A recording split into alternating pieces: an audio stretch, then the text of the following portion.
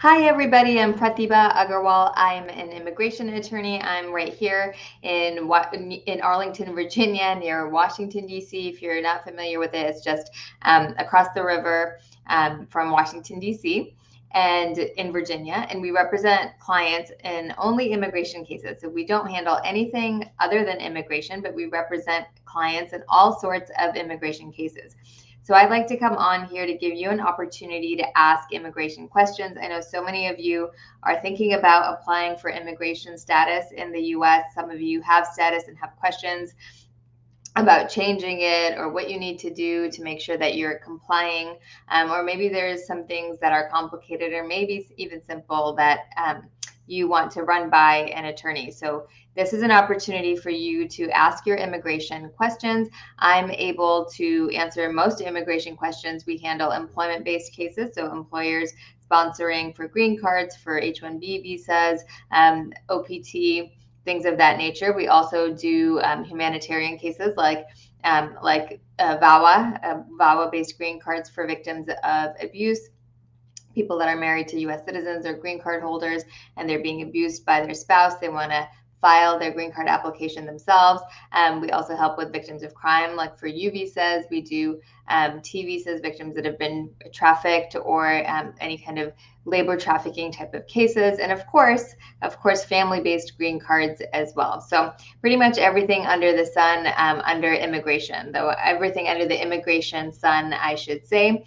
I'm on here frequently, but if you don't already like us or follow us, make sure that you do. We're on Facebook and TikTok right now. You can like us at Agarwal Immigration for Facebook, same thing for TikTok at Agarwal Immigration, and you will be notified at that point. You'll be notified whenever I go live, and you can ask your immigration questions. I'm only going to be on here for a few minutes today, unfortunately, unless there are tons of questions.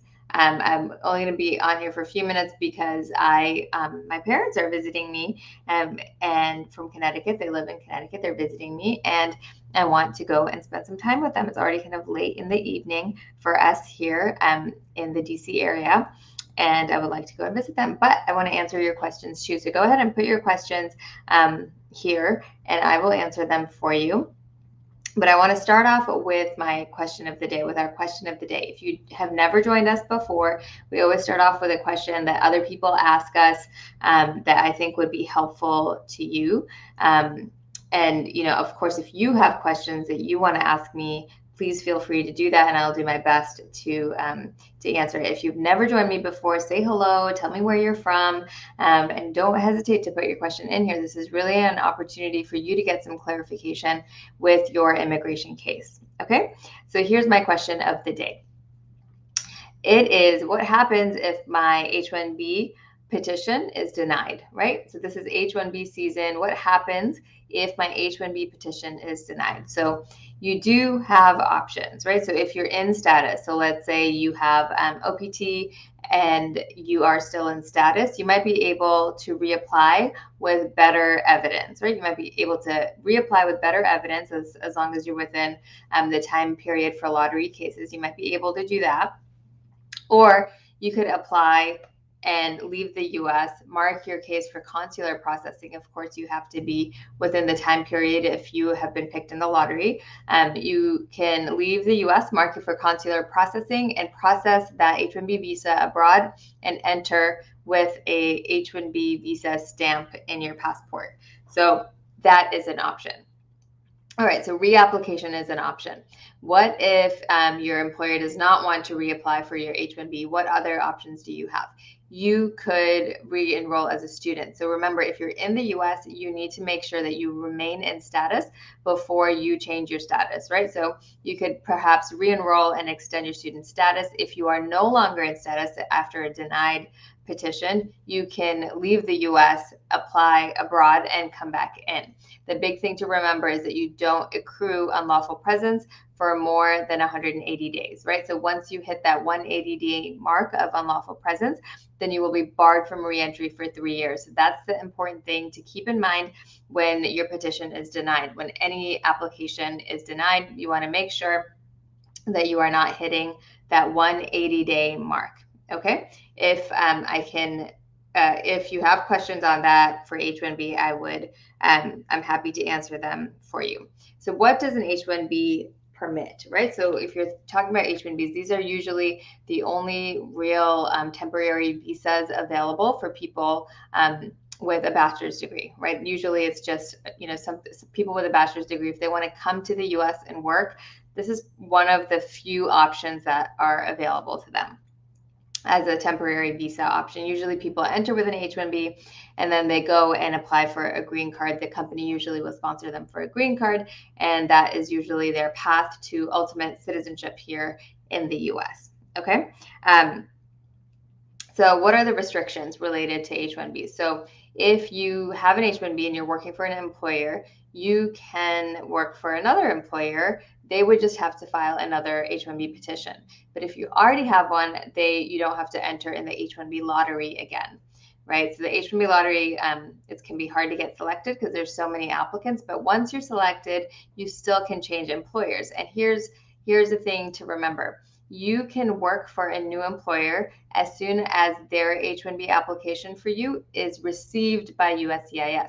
So that does not necessarily mean that a receipt notice has come in the mail. So usually for any case with USCIS, you get a notice in the mail saying that your case was received, right? And it assigns you a case number.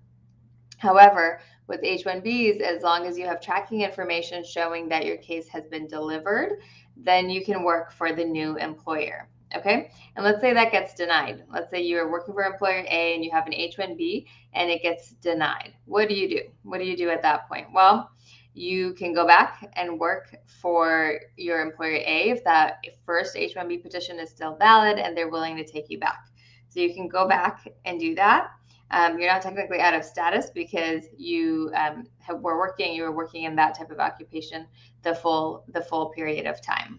Okay, so you do have options. If you have questions on H-1B, give us a call. We are at 703-348-1663. Again, 703-348-1663. We handle so many H-1Bs. I'm swimming in them right now. And we'd be happy to help you answer your questions. We're doing our consultations by Zoom, by phone, or in person for the people that want to come and visit us in person. We're, again, right outside of Washington, D.C. in Arlington, Virginia, but most of our cases are handled remotely. Many of our clients never see us in person, but you are more than welcome to if that is how you would like to roll. Okay? All right, thank you for all your questions here. So we have, what about a new VAWA? I was married to a U.S. citizen and I only have an electric bill jointly. Okay, so that's a really good question. What kind of, I want to just rephrase it in a way that might be helpful to you and to others as well, Lubin. Thanks for your question. Okay, so basically for VAWA, again, if your VAWA is an application for a green card filed by a person who's either married to a U.S. citizen or a green card holder in most cases, and they are applying for a green card without the help of their spouse, right? What kinds of evidence of a bona fide marriage, a real marriage, not just for immigration, is usually submitted with a VAWA case? So Lubin here is saying that they only have an electric bill jointly. Okay, lots of times VAWA applicants don't have a lot of evidence of bona fide marriage, right? Because when they're being abused, when someone is being abused, they're unlikely to be listed on the bank statements. They're unlikely to be listed on the car. They're unlikely to be listed on the apartment lease or the home mortgage, right? That's part of the abuse sometimes. So what we do in those cases, we get letters from people that know you to be married. We use photographs. We use your own statement. We use your description of your apartment, of things you used to do together.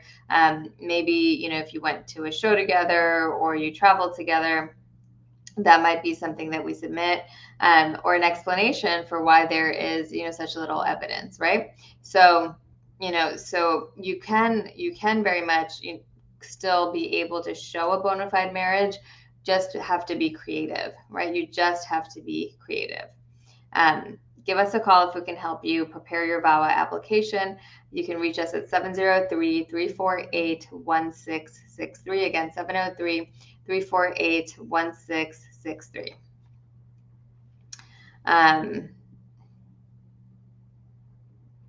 Okay, Ram is asking a question. Nathan, I see your question. I'm going to answer it in just a second.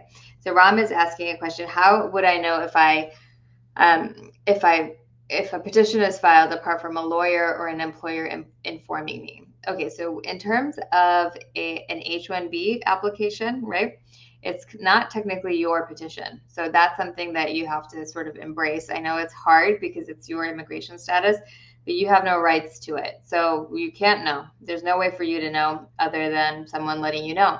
Because the petition is the employers, they're the ones that sign it.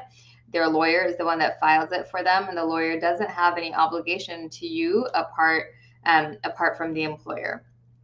So unfortunately, there's no way for you to know if a petition was filed for you. If your employer has filed for you, I don't know why they wouldn't want to let you know, right? Some things that you do have the right to are, for example, one of the things for an H-1B, for example, they have to give you the LCA that they filed. If they filed a petition, they have to submit an LCA for certification. That's basically promises from the employer that they're going to comply with H-1B requirements. That's what an LCA is, and that has to be filed and certified and attached to any H-1B application.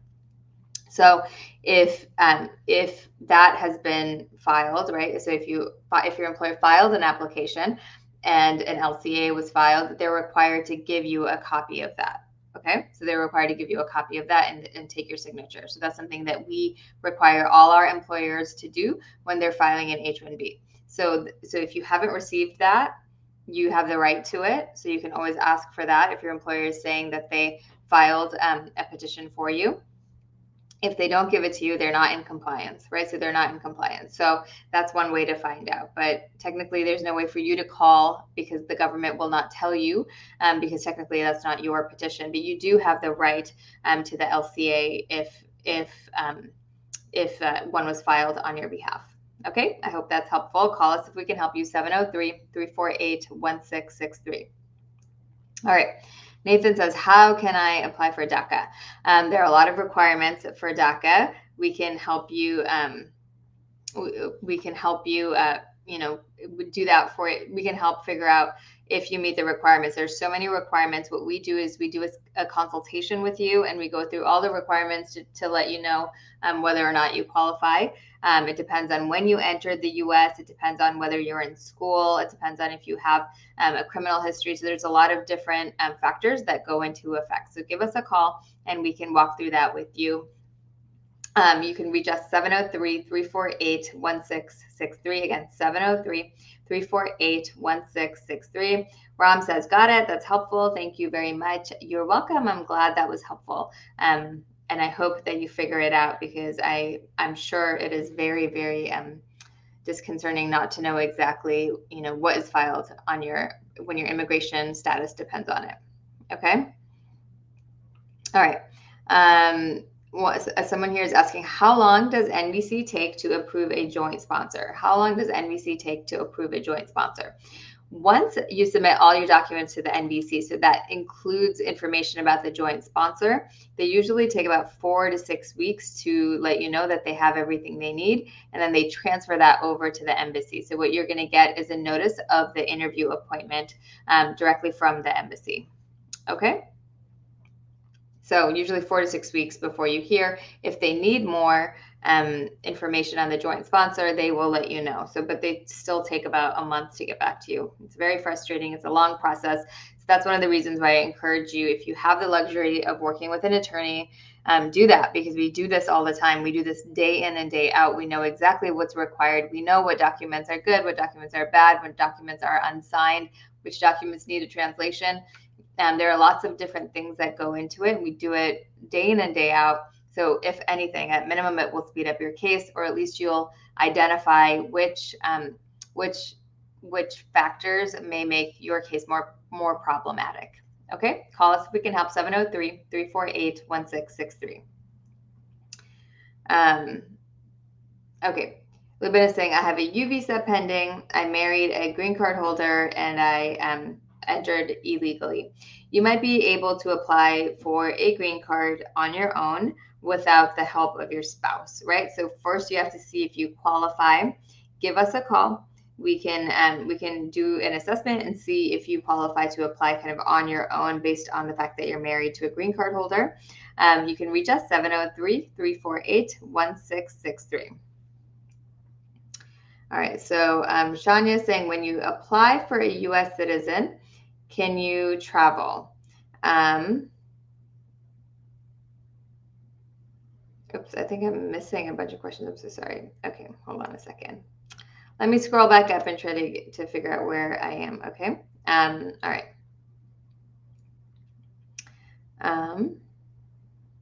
Okay. When you apply for a U.S. citizen, can you travel? Usually, yeah. When you apply for a green card, you can travel. You can apply for travel authorization. And once you get the travel authorization, then you can travel. So it's really important that you don't travel before you get the travel authorization. If I think that's what you're asking. Okay.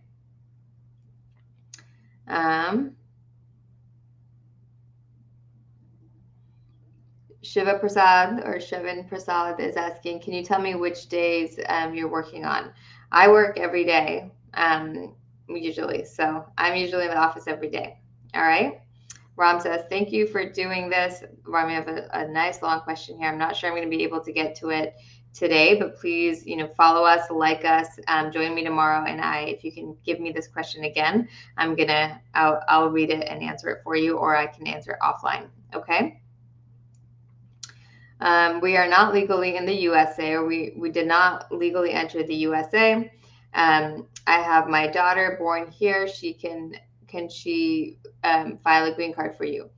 Okay, so it's possible that your daughter might be able to file a green card for you when she's 21, right?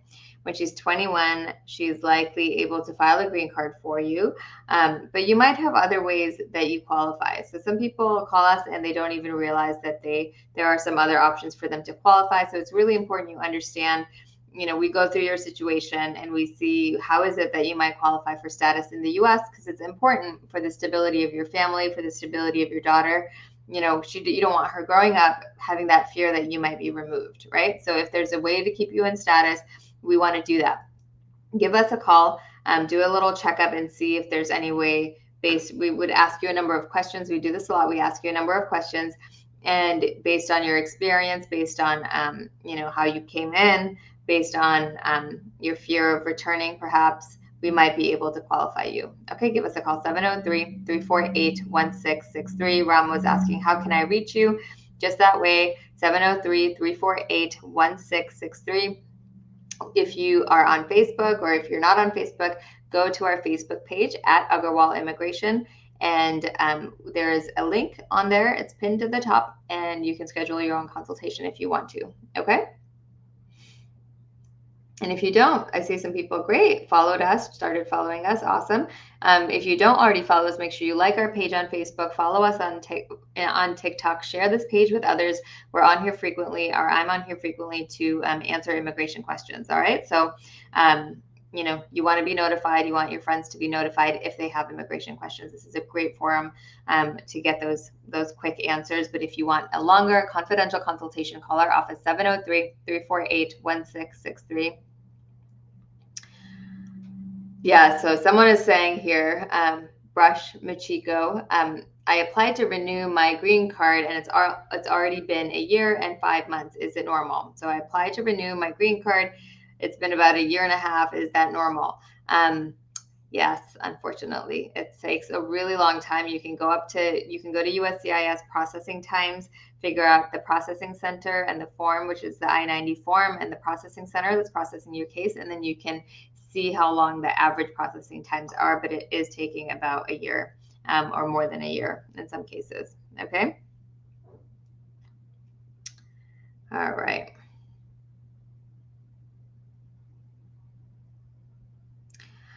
All right, so I can't, some of these questions I'm losing here.